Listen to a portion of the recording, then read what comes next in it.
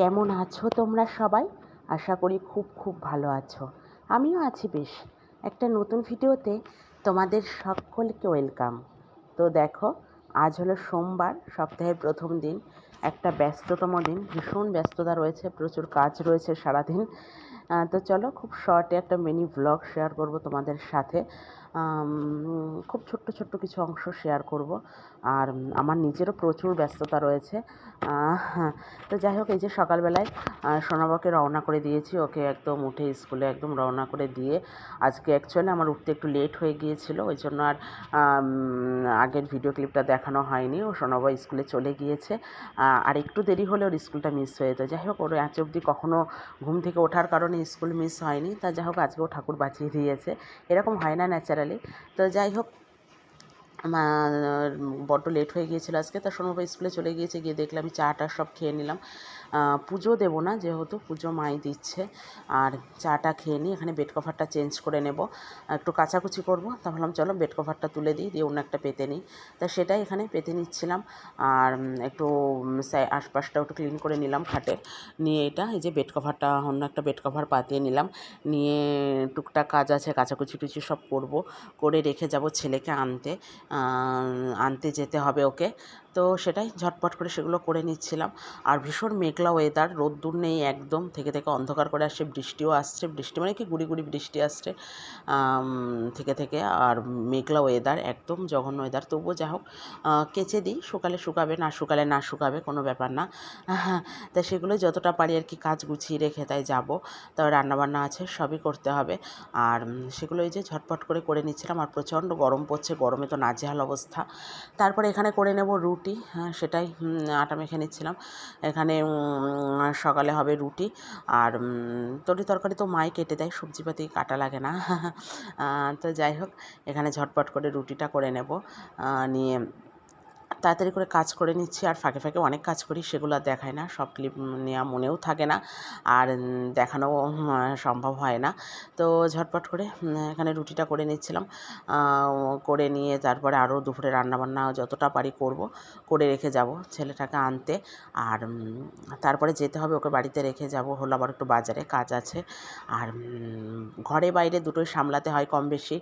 আর এটা সবারই দেখতে হয়, না দেখলে আর হয় না। শুধু ঘরের কাজ করবো, বাইরেটা দেখবো না, তা বললে তো আর হয় না। দুটো দিকই দেখতে হয়। আর মানে আমি সবসময় মনে করি যে আমি কি করি, আমি কিছুই করি না। আমার থেকে হাজার মেয়ে বা মহিলারা আছে যারা টোটালি ওয়ার্কিং ওম্যান, যারা ঘরে বাইরে দুটো সমানভাবে সামলায়। তো যাই হোক, তো সব কাজই তো করতে হয়। বিয়ের আগেও করতাম টুকটাক ওই বাড়িতেও, মানে বাইরের কাজকর্ম যেগুলো বাবা তো পেরেই উঠতো না, সময়ের অভাবে মাও সবসময় পেরে উঠতো না, ওই জন্য বাইরের কাজ অনেকটা আমাকে করতে হতো।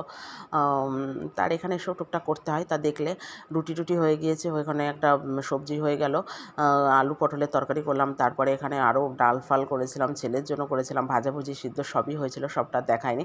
আর এটা চিংড়ি মাছ, এটা শক্ত ফ্রিজে ছিল, বের করে রেখেছি। আর এটা মানে ওই কাটা বাছা পরিষ্কার করা হয়নি, এটা টোটালি মাই করবে, আমি একদমই পারি না এটা করতে। ভীষণ ডিফিকাল্ট একটা ব্যাপার, যেহেতু না করলে যা হয়, মানে আমি কখনোই করিনি, ওই জন্য আমি পারিও না। এই চিংড়ি মাছ কেটে বেছে ধুয়ে পরিষ্কার করে মাই রান্না করবে ওটা। তা আমি এই যে টাইম হয়ে গিয়েছে, আমি চলে যাচ্ছি ছেলেকে আনতে। তার মধ্যে কাচাকুচিও করে নিয়েছি, কেচে টেচে ছাদে মেলে দিয়ে এসছি। আর বৃষ্টি পড়ছে থেকে একদম বাজে ওয়েদার। আর বলি না, বেশি খুব একটা করা লাগে না। এই যেমন মাছ টাছগুলো মাই করবে। তারপরে মা করেছিল চিংড়ি মাছের মালাইকাটা, দারুণ টেস্ট হয়েছিল। মার হাতের রান্নার তো কোনো তুলনা হয় না। তারপরে আমি ছেলেকে নিয়ে এসে আর দেখানো হয়নি, মাঝখানে আর ভিডিওটা কন্টিনিউ করা হয়নি। ছেলেকে নিয়ে এসে ওকে বাড়ি রেখে আমি একটু খেয়ে চলে গিয়েছিলাম বাজারে। বললাম না কাজ ছিল, যে বাজার থেকে চলেও এসেছি। আর এসে দেখি ছেলেটা ঘুমিয়ে পড়েছে। আর যার সময় তো ভীষণ কাজ ছিল, ও যাবে, তা ওকে নিয়ে যাচ্ছে না, রোদ্দুরে গরমে না ভীষণ কষ্ট হয়ে যায়। একবার স্কুল থেকে এসেছে, আমি গিয়েছি কাজ মিটিয়ে চলে এসেছি, জানান এসে দেখি ও ঘুমিয়ে পড়েছে, খাইও নি সকালে ভাত টাত কিছু। তো যাই হোক, তা আমি এই যে এসে আবার ড্রেসপত্র চেঞ্জ করে এই যে রান্নাঘর ক্লিন করে নেব, নিয়ে তারপরে স্নান করে নেব। আর ভীষণ কষ্ট হয়ে গিয়েছে, একবার ওকে আনতে গিয়েছি, এসেছি, আর ভ্যাবসা গরম তো আছে। তারপরে আবার বাজারে গিয়েছি, কতটা রাস্তা, আবার এসেছে। তাও তো বাদবাকি রান্নাবান্না মাই কমপ্লিট করে নেয়, অত চাপ নিতে হয় না। যদি কিছু রেখেও যায় মা করে, যেটা করে সেটা অস্বীকার করার কোনো জায়গা নেই। তো যাই হোক, এসেই যে আর পুজো দেবো না, যেহেতু মাকে বলে গিয়েছিলাম সব রেখে দেবে, আমি পরিষ্কার করবো এসে। তা ওই যে ঝটপট করে নেব, নিয়ে রান্নাঘর পরিষ্কার করে বাসন ছিল এগুলো মেজে টেজে নিয়ে তারপরে স্নান করব। তারপরে এসে একটু বসেও ছিলাম, প্রচণ্ড কষ্ট হচ্ছিলো। তো আমি বেশিক্ষণ বসি না, কারণ ওই বেশি বেলায় স্নান করতে পারি না, বলি না বেশি বেলায় স্নান করা খুব একটা অভ্যাস না। ওই জন্য একটুখানি 5 মিনিট মতন বসে ভাবলাম যে না, বেলা অলরেডি হয়ে গিয়েছে, এরপরে আরও দেরি হয়ে যাবে, তা এগুলো পরিষ্কার করে আগে স্নান করে নিই যেন না।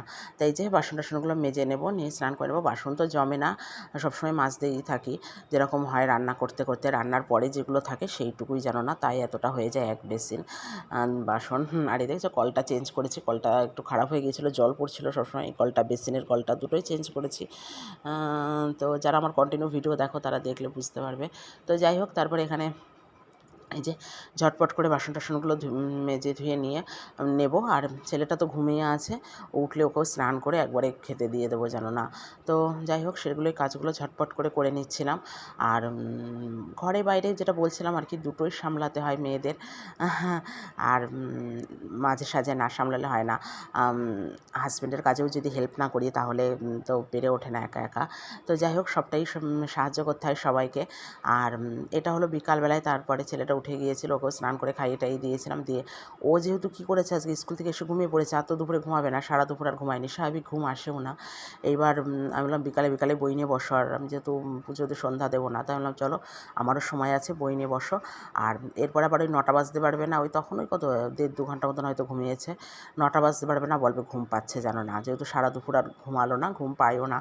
তো ওই জন্য ওকে বই নিয়ে বসিয়েছি, এখনও বসাইনি, বসাবো। আর মেঘলা ওয়েদার তো, লাইটের জ্বালিয়ে যে বসো।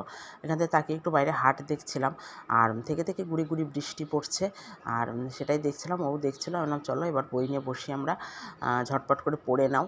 আর হলো রাতেও আবার রান্নাবান্না থাকে, কাজকর্ম থাকে, আর গরমের রাত, এমনিতেই ছোট রাত, তা ওই জন্য ওকে নিয়ে বসেছিলাম। আর ও তো প্রচুর দুষ্টুমি করছিল, সেটা ওকে বকাঝকা দিচ্ছিলাম। তারপরে দেখো বাইরেটা মেঘলা ওয়েদার, সন্ধ্যা লাগেনি এখনও, কিন্তু থেকে বৃষ্টি পড়ছে, আর সবাই যে তাঁবু খাটিয়ে বসে পড়েছে। আর খুব বাজে মানে ওয়েদার একেবারে, না রোদ না বৃষ্টি, আর মানে আর ভ্যাপসা গরম যাকে বলে।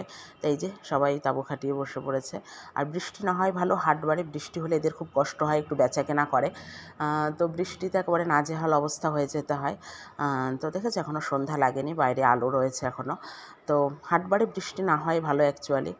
আর তো তারপরে এই যে ছেলেটাকে এখানে পড়াতে বসেছিলাম, আর মানে বিকালের থেকেই দেখছিলাম মাথাটা ভীষণ ভার।